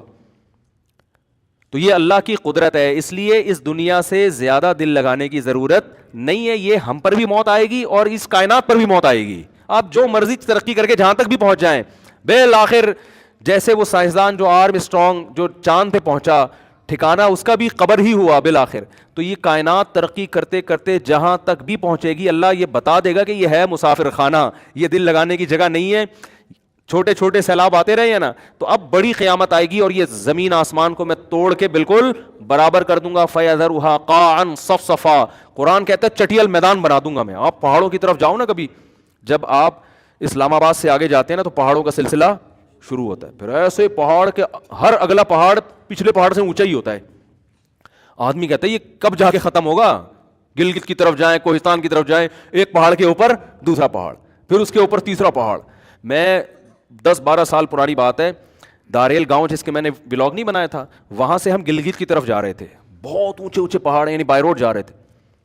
تو پہاڑ پہ پہاڑ، پہاڑ پہ پہاڑ. میں نے ان سے کہا یار یہ کیا ہے، یہ ایسے ڈرونے نا، اور رات کا وقت تھا، سردی بھی تھی ٹھیک ٹھاک. آگے مجھے ایک نظر آیا بادل. میں نے کہا یار یہ کالی گھٹا آ رہی ہے نا، اتنا اونچا بادل نظر آیا. وہ جب ہم نے تھوڑی روشنی ماری تو پتہ چلا یہ بھی پہاڑ ہے, یہ بادل نہیں ہے, وہ ننگا پربت کی پہاڑیاں ہیں, وہ سلسلہ وہاں سے شروع ہوتا, اتنے اونچے اونچے پہاڑ. تو قرآن کہہ رہا ہے یہ جو اتنے وزنی پہاڑ زمین پہ, اچھا پہاڑ جو ہے نا جتنا زمین سے اوپر ہوتا ہے اتنی اس سے زیادہ زمین کے اندر ہوتا ہے, یہ اس کی جڑیں ہوتی ہیں باقاعدہ, اس سے زیادہ زمین کے اندر ہوتا ہے. جو قرآن نے کہا نا کیل کی طرح گاڑ دیا ہے, تو کیل کا اوپر حصہ کم ہوتا ہے, اندر حصہ زیادہ ہوتا ہے, تو ایسے اللہ نے کیلوں کی طرح گاڑا ہوا ہے ان کو. تو اتنے اونچے اونچے اونچے اونچے پہاڑ ایسے ڈرونے کھانے والے نہیں ہوتے. تو قرآن کیا کہہ رہا ہے, ایک زوردار آواز ہوگی اور یہ سارے, تو سوچو وہ پاور کتنی, آواز سے کسی چیز کو توڑنا پھوڑنا آسان, آپ جتنا زور سے چیخیں, آپ جتنا گلا پھاڑ کے بات کریں, شیشہ نہیں ٹوٹے گا اس سے. آپ جائیں نا کسی شیشے کے پاس جا کے ہاں ہو کرتے رہے, معمولی سا کانچ بھی نہیں ٹوٹے گا, آپ کا گلا پھٹ جائے گا, ٹھیک ہے نا. بیوی پریشان ہو جائے گی, کیا ہو رہا ہے بھائی تجھے, چیزیں نہیں ٹوٹیں گی. آپ کی بیگم بھی چیختی ہوں گی, کبھی ٹوٹا کچھ؟ سبھی چیختے ہیں آج کل, مرد بھی چیختے ہیں, عورتیں بھی چیختی ہیں, بچے بھی چیختے ہیں, گھروں میں ماحول ہی ماشاءاللہ یہی چل رہا ہے چیخو پکار کا. برداشت تو مارکیٹ سے کیا ہو گئی ہے, شارٹ ہو گئی ہے. تو لیکن اٹھا کے توڑنا پڑتا ہے غصے میں. ایسا نہیں ہوتا کہ آپ کے چیخنے سے گلاس خود ہی غصے میں ٹوٹ گیا, ابے یار یہ کیا ہو گیا, تو بہت غصہ آ رہا ہے آج, تو صاحب کو بہت زیادہ غصہ آ رہا ہے. لیکن آپ اس فرشتے کی طاقت اور پاور کو سوچیں کہ جو آواز لگائے گا. ہم پڑھتے ہیں نا کہ فرشتے نے آواز ماری اور قوم عاد قوم سمود کے کلیجے پھٹ گئے. تو اللہ کہتے ہیں یہ تو ایک قوم کے کلیجے پھٹے ہیں. ایسی زوردار فرشتے کی آواز ہوگی کہ یہ اتنے بڑے بڑے ماؤنٹ ایورسٹ کی پہاڑیاں, کیٹو کی پہاڑیاں ایسے دھماکے سے پھٹیں گی یہ, اور فَيَذَرُهَا قَاعًا صَفْصَفًا لَا تَرَىٰ فِيهَا عِوَجًا وَلَا أَمْتًا. ایسے زمین کو اللہ ہموار کر کے چٹیل بنا دے گا, اتنی بڑی تباہی آئے گی. تو اللہ کی قدرت تو بھائی ابھی ہم نے دیکھی ہے نہیں. تو اللہ کہتا ہے یہ نہیں, یہ اتنی زیادہ فری کرانے کی چیز نہیں ہے دنیا, جتنا تم نے, ہم لوگوں نے بہت زیادہ لفٹ کرایا ہوا ہے دنیا کو.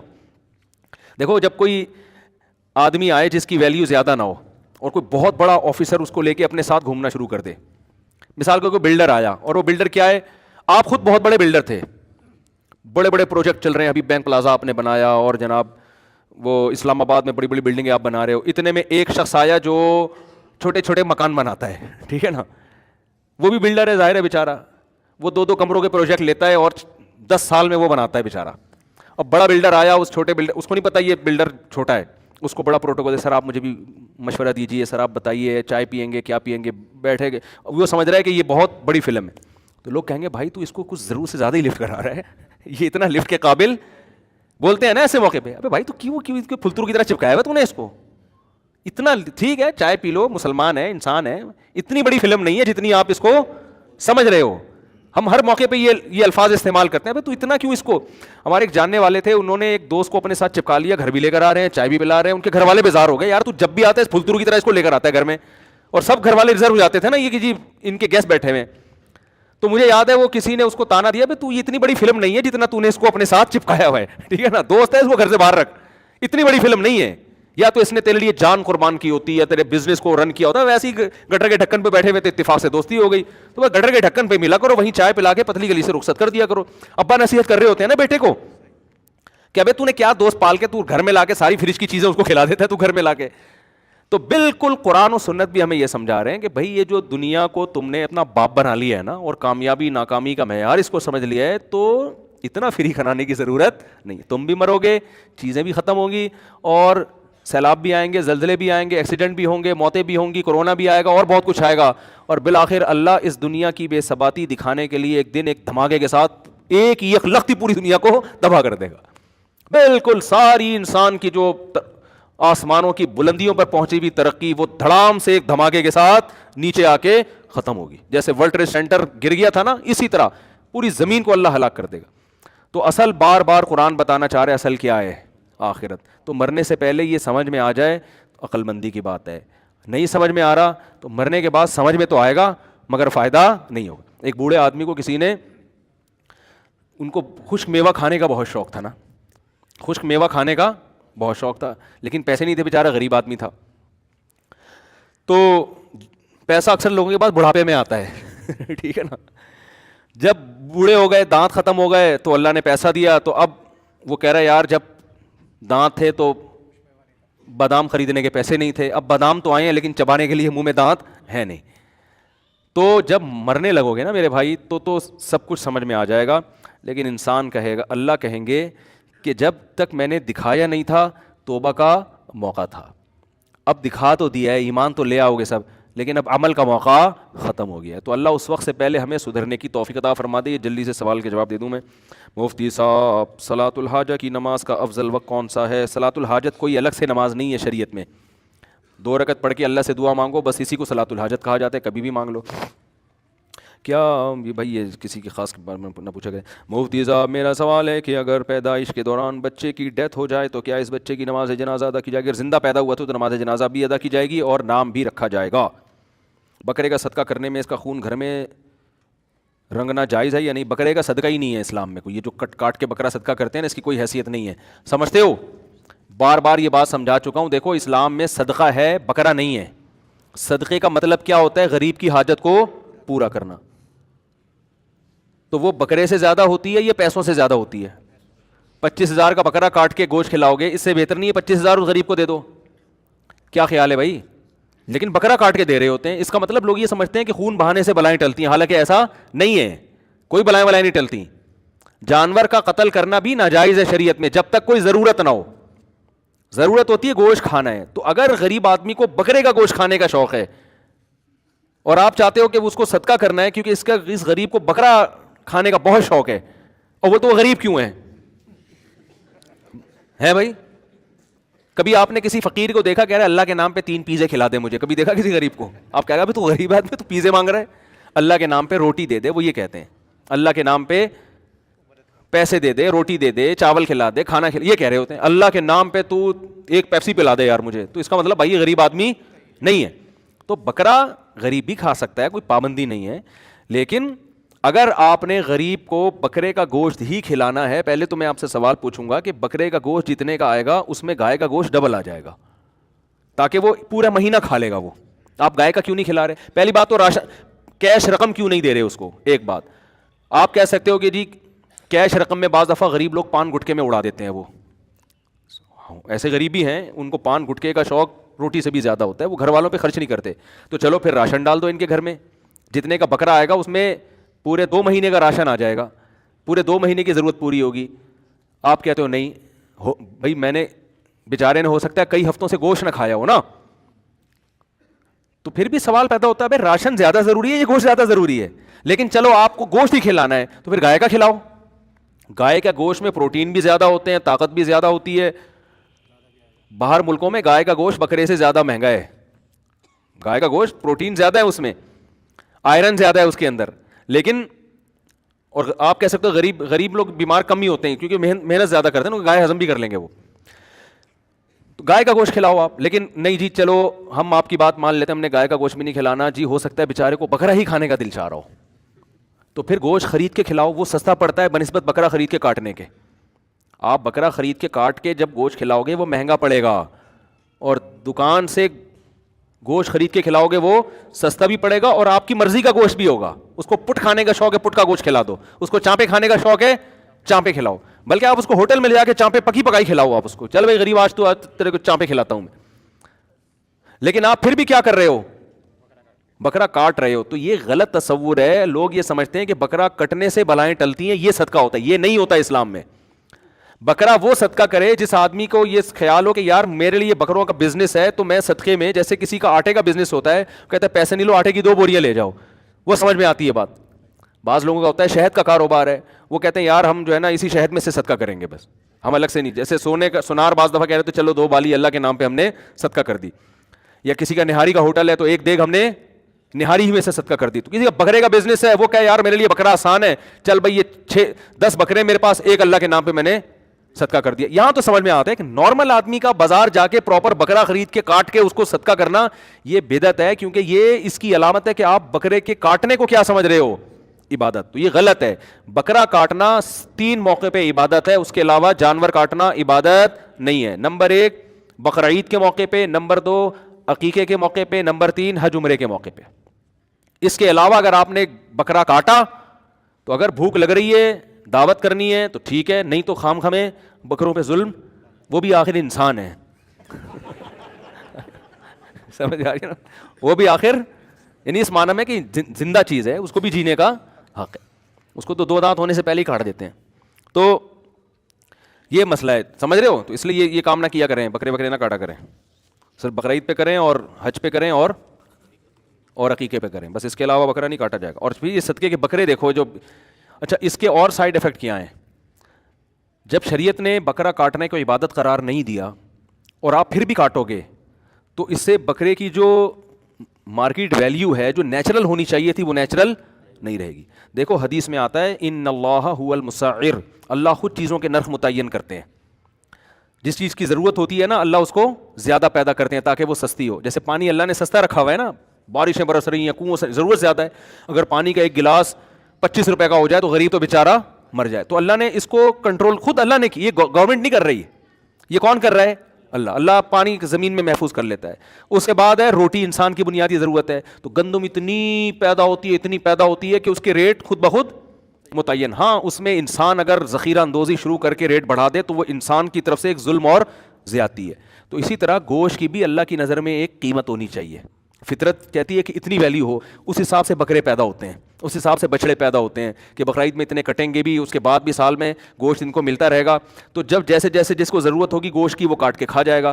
تو اس حساب سے بکرے پیدا ہوتے ہیں. اب آپ نے بس بکروں کو مصنوعی طور پہ کاٹنا شروع کر دیا صدقے کے نام پہ. نیڈ نہیں ہے معاشرے کو، نہ غریب کو چاہیے، غریب کہہ رہا ہے مجھے آٹا چاہیے، دال چاہیے، آپ نے کہا نہیں بکرا کاٹ کے دوں گا. اب جو بکرا کٹے گا تو یہ کٹنے سے بکروں کی مارکیٹ میں قلت ہوگی اور بکروں کی قیمت اوپر جائے گی، اور یہ اوپر جانا نیچرل نہیں ہوگا. تو یہ بڑا نقصان ہے کہ غریبوں کو تو بکرے کی بریانی کھلا رہے اور جس کمبخت نے اپنے پیسوں سے خرید کے کھانی ہے وہ کہہ رہا ہے یار اتنا ریٹ اوپر چل. بہت سے مریضوں کو ڈاکٹر کہتے ہیں آپ نے بکرا کھانا ہے، بلڈ پریشر کے مریض ہوتے ہیں نا، کہ آپ نے بڑا گوشت نہیں کھانا. وہ بکرے کی قیمت سن کے ان کا بی پی ہائی ہو جاتا ہے. کہتے ہیں گائے کھانے سے اتنا بی پی ہمارا ہائی نہیں ہو رہا تھا جتنا بکرے کی قیمت سن کے ہو رہا ہے. تو یہ جو بکرے کے ریٹ اتنے اوپر گئے ہوئے ہیں، گورنمنٹ پر لازم ہے کہ وہ صدقے کے بکروں پر پابندی لگائے تاکہ یہ ریٹ نیچے آئے. سمجھتے ہو کہ نہیں سمجھتے؟ اور صدقے کے بکروں کی حالت دیکھو آپ جا کے، اتنے معصوم بیچارے چھوٹے چھوٹے، ان پہ صدقہ کرنے کا دل کرتا ہے انسان کا. میں نے تو کئی دفعہ ارادہ کیا جو پنجروں میں بند ہوتے ہیں نا، یار 5 روپے کی گھاس خرید کے ان کو کھلا دو، ثواب ملے گا. تو یہ ظلم ہے، خام خام فضول. اچھا بھائی، استاد جی مولانا تھانوی رحمۃ اللہ علیہ کہا کرتے تھے کہ ہماری یونیورسٹیوں، اس کی کیا حقیقت ہے؟ یہ کیا لکھا ہوا یار؟ ہے ٹویٹر کیا کرتے تھے، واللہ عالم، سمجھ میں نہیں آ رہی لکھا ہوا کیا ہے. ایزی پیسہ اکاؤنٹ والے فری منٹس دیتے ہیں، اگر اس کو استعمال نہ کریں تب بھی یہ سود ہوگا یا نہیں؟ اکاؤنٹ کھول کے آپ 1000 روپے رکھوا دیے، 2000، اس کے عوض میں جو بھی پروفٹ ملے گا نا آپ کو وہ سود میں آئے گا، بشرطے کہ آپ کی اصل رقم محفوظ رہے. ہوتا ہے نا جب چاہیں آپ اصل رقم نکال لیں. تو سود اس لیے کہ آپ نے 2000 ان کے پاس، ان کو آپ نے قرضہ دیا، اس کے بدلے میں آپ کو وہ نفع دیتے ہیں، اور یہ مشروط نفع ہوتا ہے، اس لیے جائز نہیں ہے. ہمارے رشتہ دار کہتے ہیں کہ فارغ لوگ ہوتے ہیں وہ جو مولویوں کی باتیں سنتے ہیں اور تبلیغ میں وقت لگاتے ہیں، ہمارے پاس ٹائم نہیں ہے. بالکل بہت اچھی بات ہے. نوح علیہ السلام جب تبلیغ کے لیے جایا کرتے تھے نا تو ان کی قوم کانوں میں انگلیاں ٹھوس لیتی تھی اور وہ کہتے تھے ہمارے پاس آپ کی بات سننے کا ٹائم نہیں ہے. وجہ اس کی یہ تھی کہ اگر ان کے پاس کوئی ڈاکٹر جاتا اس کی بات سنتے، وہ ان کو صحت کے بارے میں گائیڈ کرتا، کوئی تاجر جاتا بزنس سکھاتا سنتے. نوح علیہ السلام نہ تجارت کی بات کر رہے ہیں، نہ بزنس کی بات، اس کی نہ صحت کی بات کر رہے ہیں، نہ کوئی ان کو مکانوں کا پروجیکٹ بنا کے دے رہے ہیں، نہ کوئی بلڈنگ بنا رہے ہیں. وہ بات کر رہے ہیں کہ خدا کی مان کے چلو، خدا کی نافرمانی مت کرو. تو قوم کہتی تھی یہ بالکل ہی ایسی بات ہے جس کا ہمارے نہ بزنس میں ترقی ہونے والی ہے، نہ کوئی ہمارا کوئی نہ صحت کو فائدہ ہے. تو اسی لیے لوگ مولوی کو دنیا کا سب سے بیکار طبقہ سمجھتے ہیں کہ نہ ان کی باتیں سننے سے ہماری صحت پہ کوئی فرق پڑ رہا ہے، نہ ان کی باتیں سننے سے ہمارے سر پہ بال اگ رہے ہیں، نہ ان کی باتیں سننے سے ہمارا پیٹ کم ہو رہا ہے، نہ ان کی باتیں سننے سے ہمارے پیسوں میں اضافہ ہو رہا ہے، نہ قد بڑھ رہا ہے ہمارا، جو چھوٹے قد کا ہے وہ چھوٹا ہی رہتا ہے. ٹھیک ہے نا؟ نہ ان کی باتیں سننے سے ہماری شادی ہو رہی ہے، حتیٰ کہ میرے پاس آنے سے بھی لوگوں کی شادی نہیں ہو رہی جو صبح شام شادیوں میں بیان کرتے ہیں. میں بھی کہتا ہوں میرے پاس رشتے نہیں. آج بھی ایک صاحب آئے شادی کر، میں نے کہا شادی کی میں ترغیب دیتا ہوں، کراتا وراتا نہیں ہوں. تو ظاہر ہے جو نہ شادی کرا رہا ہے آپ کی، تو وہ دنیا میں سب سے فضول طبقہ ہوگا کہ نہیں ہوگا؟ کیا خیال ہے؟ لیکن میرے بھائی یہ آپ کو جب پتہ چلے گا جب آپ کو اپنی پیدائش کا مقصد سمجھ میں آئے گا. اور وہی مولویوں کے سمجھانے سے نہیں آ رہا تو مرنے کے بعد سمجھ میں آ جائے گا. اللہ نے قسمیں اٹھا اٹھا کے کہا ہے کہ میں مردوں کو زندہ کر کے چھوڑوں گا. یا ایھا الناس ان وعد اللہ حق، نے لوگوں اللہ کا وعدہ سچا ہے. فلا تغرنکم الحیات الدنیا، دنیا کی زندگی دھوکے میں نہ ڈال دے. ان وعد اللہ حق، اللہ کا وعدہ سچا ہے، ایسا نہ ہو. اور پھر یا ایھا الناس ان کنتم فی ریب من البعث، اے لوگو تمہیں اگر یقین نہیں آتا نا کہ میں مردوں کو زندہ کر کے اٹھاؤں گا اپنے سامنے، فَإِنَّا خَلَقْنَاكُم مِّن تُرَابٍ، دیکھو ماضی کو پہلے مٹی سے پیدا کیا، کیا عقل کہتی ہے کہ مٹی سے انسان پیدا ہو سکتا ہے؟ ثُمَّ مِن نُطْفَةٍ، پھر اس مٹی سے منی کا قطرہ بنایا، کیا عقل کہتی ہے کہ مٹی سے منی بن سکتی ہے؟ ثُمَّ مِن عَلَقَةٍ، پھر ہم نے اس منی کے قطرے کو خون کا لوتھڑا بنا دیا، عقل مانتی ہے کہ منی کا قطرہ ماں کے پیٹ میں جا کے خون بن سکتا ہے؟ ثُمَّ مِن مُضْغَةٍ، پھر اس خون سے ہم نے گوشت بنایا، عقل کہتی ہے کہ خون سے گوشت بن سکتا ہے؟ پھر ہم نے اس میں ہڈیاں پیدا کی، فَكَسَوْنَا الْعِظَامَ لَحْمًا، ان ہڈیوں پہ گوشت چڑھایا، ثُمَّ أَنشَأْنَاهُ خَلْقًا آخر، یہ سارے کو اللہ ثم سے بیان کر رہا ہے، پھر اس کے بعد یہ ہوا، پھر اس کے بعد ایک ایک کو الگ اہتمام سے بیان کیا جا رہا ہے، ثُمَّ أَنشَأْنَاهُ خَلْقًا آخر، پھر ایک نئی تخلیق میں پیدا کر کے ماں کے پیٹ سے ہم نے تمہیں باہر نکالا، ثُمَّ السَّبِيلَ يَسَّرًا، اس راستے کو آسان کر دیا تمہارے لیے، پھر جب تم دنیا میں آتے ہو پھر آسمان سے بارشیں برسا رہے اور زمین میں تم بیج ڈالتے ہو، ایک گٹلی ڈالتے ہو، فالق الحب، اس گٹلی کو پھاڑ کے تناور درخت بنا کے پھول لگاتا ہے، پھر اس میں آم پیدا کر کے ان ہر آم میں گٹلی، پھر اس ہر گٹلی میں یہی پروسیس۔ تو اللہ کہتے ہیں جو اتنی قدرت کے نمونے تمہیں دکھا چکا ہے اس کے بارے میں تم دھوکے میں مت آنا کہ وہ تمہیں دوبارہ زندہ نہیں کر سکتا، وہ کرے گا زندہ۔ تو قرآن بار بار کہہ رہے میرے بھائی دنیا میں سب سے بڑا بیوقوف وہ ہے جو اس دنیا کی ظاہری چمک دھمک کو دیکھ کر کہے کہ میں نے مر کے ختم ہو جانا ہے۔ ختم ہونے کے لیے اتنی عجیب مخلوق اللہ پیدا کر ہی نہیں سکتا۔ اگر ختم ہی ہونا ہے، مجھے ایک بات بتاؤ، اس کا مطلب مٹی ہو کے سب ختم، تو اللہ نے پیدا کیوں کیا تھا؟ کوئی اللہ معمولی سی چیز پیدا کر لیتا نا۔ کیا ہو گیا بھائی؟ آپ دیکھو ایک مٹی کا کھلونا بناتے ہو توڑ پھوڑ کے لیے، لیکن آپ جاپان کا شو روم اگر کوئی گاڑی بنائے گا کیا توڑ پھوڑ کے لیے بنائے گا؟ ہے بھائی، فنا ہونے کے لیے بنائے گا، اس کا کوئی مقصد ہے۔ انسان سے زیادہ عجیب مشینری دنیا میں کسی مخلوق کے پاس ایسا دماغ نہیں ہے، ایسی آنکھیں نہیں ہیں، اور اتنا خوبصورت جو جسم اللہ نے بنایا اور ایسی سوچ بنائی کہ لوہے پہ محنت کر کے ہواؤں میں اڑا رہا ہے وہ، یہ فنا ہونے والی مخلوق نہیں ہے کہ فنا ہو کے ختم۔ بس ختم کا مطلب تو قصہ ختم، بس اللہ نے بنایا تھا، فرشتے کہیں گے کیوں بنایا، لگے وہ اس لیے بنایا تھا میں نے، پھاڑ پھوڑ کے ختم کر دیا، بس ایسا نہیں ہوتا۔ یہ تو عقل گہرائی میں جا کے سوچو گے اس کے بھی خلاف ہے۔ تو ایک دن زندہ ہونا، ان وعد اللہ حق وان اللہ یبعث من فی القبور، قرآن کے الفاظ دیکھو، اے لوگو اللہ کا وعدہ سچا ہے۔ اور ایک جگہ قرآن نے نا اپنی قدرتیں بیان کی، اللہ یہ بھی کرتا ہے، یہ بھی کر رہا ہے، یہ بھی کر رہا ہے، یہ بھی کر رہا ہے۔ اللہ فرماتے ہیں تاکہ تمہیں یقین آ جائے کہ اللہ کا وعدہ سچا ہے، اور جو قبروں میں پڑے ہوئے ہیں ان اللہ یبعث من فی القبور، ایک دن اللہ ان کو زندہ کر کے اٹھا کے چھوڑے گا۔ کیسے عجیب الفاظ ہیں قرآن کے۔ ہم تو قرآن میں نا صرف اختلافی چیزیں پڑھتے ہیں، ہر آدمی قرآن کے ذریعے نا اپنی ایک خاص سوچ رکھ کے اس کو پورا کرنے میں لگا ہوا ہے۔ آپ کا کوئی نظر، آپ دجال کے بارے میں آپ کی ریسرچ ہے تو قرآن کی حرائش سے کیا نکال رہے ہو؟ میں جو تفسیر کے لیکچر دے رہا ہوں نا، مفتی طارق مسعود اسپیچز میرا چینل ہے، اس پہ وہ لیکچر لازمی سنیں۔ اس میں میں نے التزام کیا ہے کہ ٹو دا پوائنٹ قرآن جو کہہ رہا ہے بس وہ بیان کروں گا میں، اس میں میرا یہ اسٹائل نہیں ہوتا بیان کرنے کا۔ اس میں تو میں شادیاں بھی لا رہا ہوں، صحیح ہے نا، بچے بھی آ رہے ہیں اس میں، تو یہ تو اس میں تو یہ بھی چلتا ہے، لیکن جو میرا جو تفسیر جو اصل میں بتانا چاہ رہا تھا، تفسیر کے جو میرے لیکچر ہیں نا مفتی طارق مسعود اسپیچز پہ 1 2 3 4 کر کے چل رہے ہیں، میرا خیال ہے لیکچر نمبر 200 چل رہا ہوگا، 201، وہ ٹو دا پوائنٹ قرآن کا ترجمہ اور ٹو دا پوائنٹ تفسیر ہے۔ اس میں جو اللہ جو بار بار باتیں ہائی لائٹ کر رہے ہیں نا، بس وہی بار بار آ رہی ہیں، تو وہ سنا کریں، اس کا بڑا فائدہ ہوگا۔ اس کے لسنر بہت کم ہیں، ڈھنگ کی باتیں سننے کا لوگوں کو شوق نہیں ہے، سمجھ رہے ہیں نا، اس کو سنا کریں، فائدہ ہوگا انشاءاللہ، قرآن سمجھ میں آئے گا، تراویح میں سمجھ میں آئے گا پھر انشاءاللہ قرآن۔ تو لیکچر نمبر 1 سے شروع کریں، شروع میں گرامر بھی ہے اس میں۔ میرا ایک جگہ رشتہ ہو چکا ہے، رشتہ دینداری کی بنیاد پہ ہوا تھا، لیکن اب معلوم ہوا کہ خاندان کی دوسری لڑکی زیادہ دیندار ہے، اب کیا کروں، رشتہ توڑ دوں؟ نہیں، یہ بے دینی کی بات، ایک جگہ بات طے ہو گئی تو جب تک کوئی معقول وجہ ہو نا، وہ رشتہ نہیں توڑنا چاہیے۔ اس کا حل یہ کہ یہاں بھی کریں وہاں بھی کر لیں، دونوں جگہ کر لیں، اس میں اتنا ٹینشن لینے کی کیا بات ہے یار۔ مفتی صاحب میری سسٹر کی شادی ہے، مخلوط ماحول اور گانا باجا ہوگا، اگر میں نہیں جاؤں گا تو سب ملامت کریں گے، کیا کروں؟ نہیں جائیں، اور کیا کریں، نہیں جائیں نا بھائی۔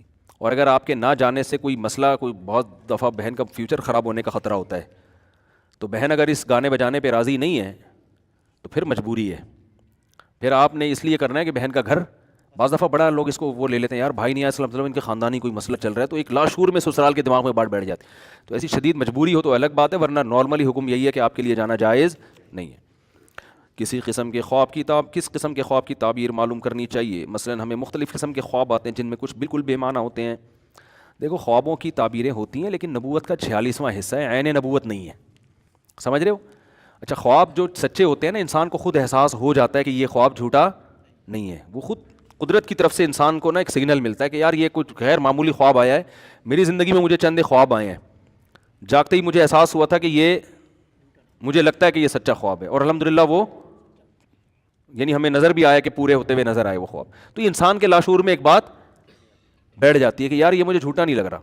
مجھے ایک صاحب کے بارے میں خواب آیا، ہمارے بہت قریبی رشتہ دار تھے، ان کو کوئی بیماری نہیں تھی، فٹ فاٹ تھے. مجھے خواب آیا کہ ان کا انتقال ہو گیا ہے.